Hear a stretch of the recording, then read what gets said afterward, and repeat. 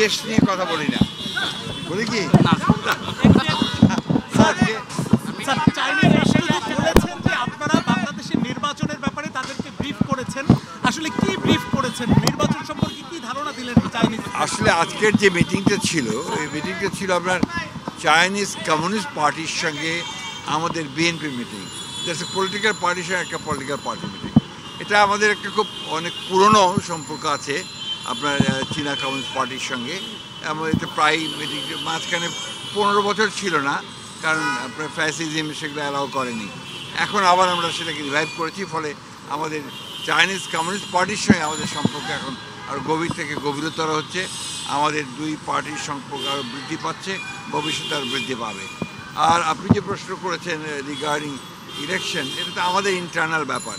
আর আপনি খুব ভালো করে জানেন যে চাইনিজ কমিউনিস্ট পার্টি বা চায়না তারা অন্যের দেশের আভ্যন্তরীণ ব্যাপারে হস্তক্ষেপ করতে চায় না।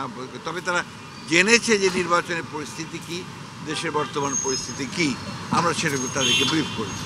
বাংলাদেশের নির্বাচন নিয়ে তারা কি আশা করছে, এই ধরনের কিছু বলেছে কি বা এই পরিস্থিতির নির্বাচন, সুষ্ঠু নির্বাচন? তারা সবসময় বাংলাদেশে একটা আপনার স্টেবিলিটি চায়, একটা আপনার যেটাকে আমরা বাংলায় বলি কি স্টেবিলিটি, বাংলা কি স্থিতিশীলতা চায়, একটা শক্তিশালী বাংলাদেশ দেখতে চায়, আপনার সমৃদ্ধ পিপুল দেখতে চায়, এবং দেশে একটা সার্বিক একটা ডেমোক্রেটিক এনভায়রনমেন্ট দেখতে চায়। নির্বাচনটা কত সময়ের মধ্যে হতে পারে